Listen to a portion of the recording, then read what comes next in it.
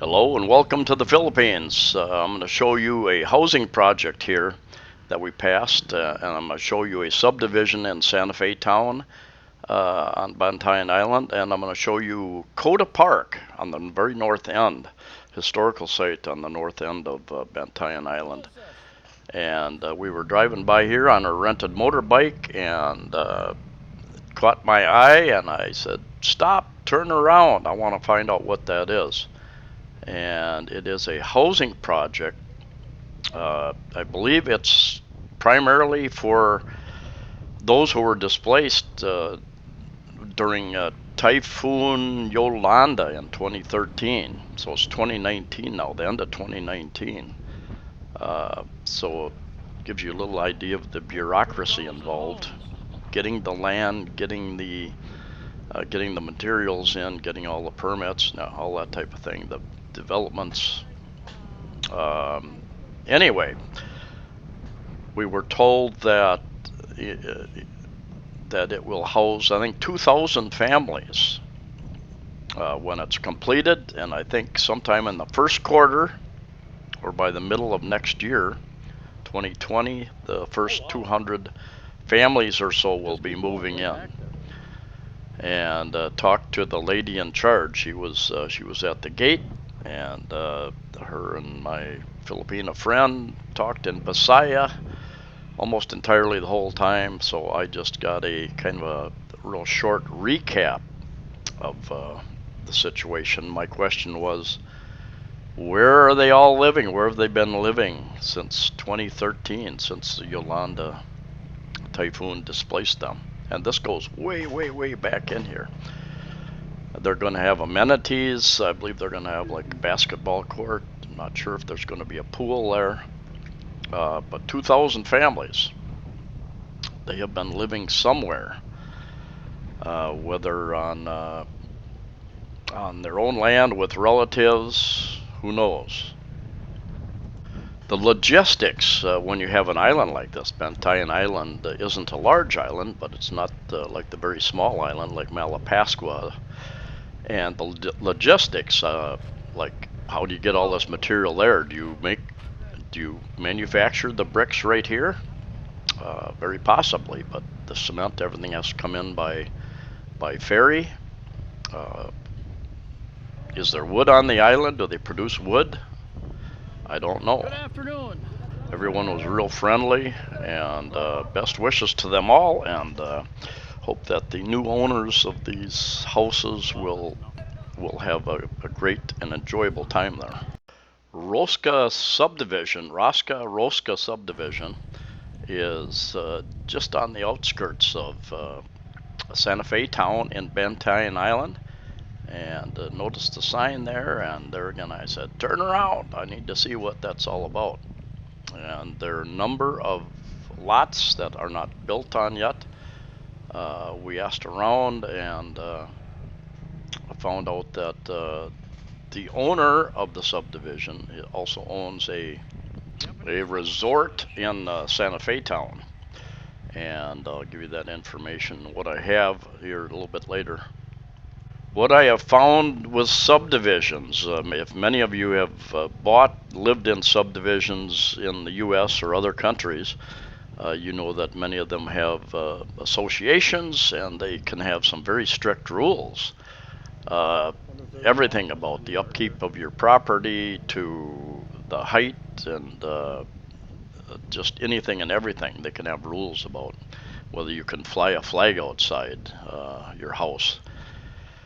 And there are other subdivisions that have little or no rules and regulations, and you can build pretty much anything you want. What I found, the higher end ones usually have regulations about size and height, about minimum amounts of money that you have to spend on your house. And of course the lower end ones kind of let you do whatever you want with it. One thing I've noticed is that the undeveloped properties are not, you would hope that they would be mowed and kept in a tidy condition anyway. But that generally, even in the Cebu City area, I've noticed that. I've been out to over on Bantayan Island, and a nice developed area, and all the vacant lots were really in pretty bad shape. And I mentioned that in a video, and my friend that lived in one of them said, yeah, our first meeting ever came up after that, and hopefully that was one of the things they discussed. Goats might be the answer. There are companies around the world who rent out goats to come and feed on all the weeds. And anyway, quite an interesting assortment here. Seemed to be pretty quiet that time of the day that we were there. And we did find a guy that was doing some construction on a house, and he told us that the owner of the La Playa beach resort in Santa Fe town was the owner. That is La Playa Resort, La Playa Beach Resort. So if you want to contact that person, we were told that he is the person you have to talk to. There are still lots available, so that is an option. I did an online search and I found Airbnb rental in the subdivision for $20 a night, and it said it's a 10-minute walk to the beaches from here.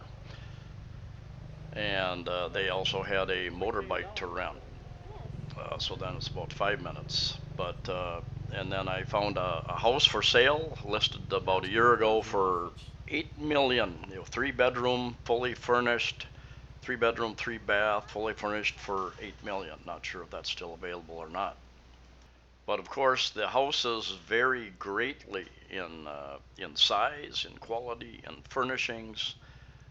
So there's a good chance that you could find a rental in that subdivision or a similar subdivision for much, much, much less. So, the Airbnb stuff is usually short-term, higher priced, and so you can ask around oftentimes, and somebody knows somebody who knows somebody who has a house, apartment for rent.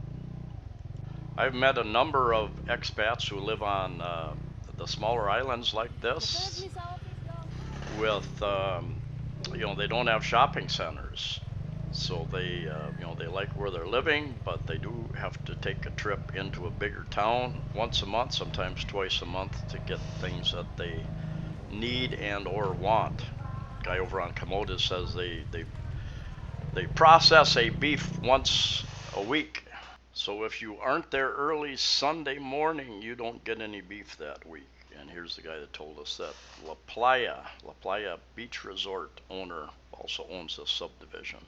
If you want to contact him, do an online search. I don't have the contact information for him. And I saw quite a number of options there, everything from townhouse type to larger units built. 2 stories were relatively common, and the metal framing there, and he's working, so progress is moving on.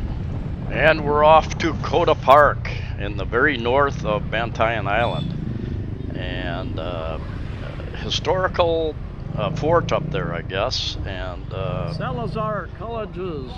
Got a college, technical college up there. Science of Institute of Technology. And my understanding is that it was an outpost against the Moro raiders way back in the day, and they had a number of these around the Philippines to look out for the Islamic Moro raiders, and this is one of the few that still stands today to a degree. Of course, over the years, time takes its toll. But once you get out of the tourist areas, find it very interesting. Asking again.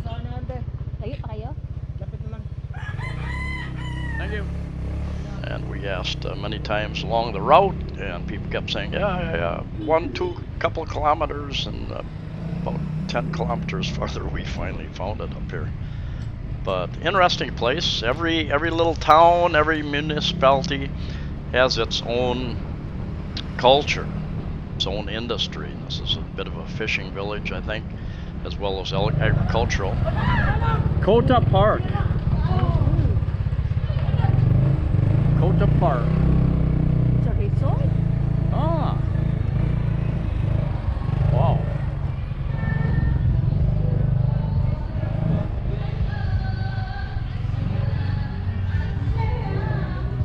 karaoke. That's what I was wanting all day. All right.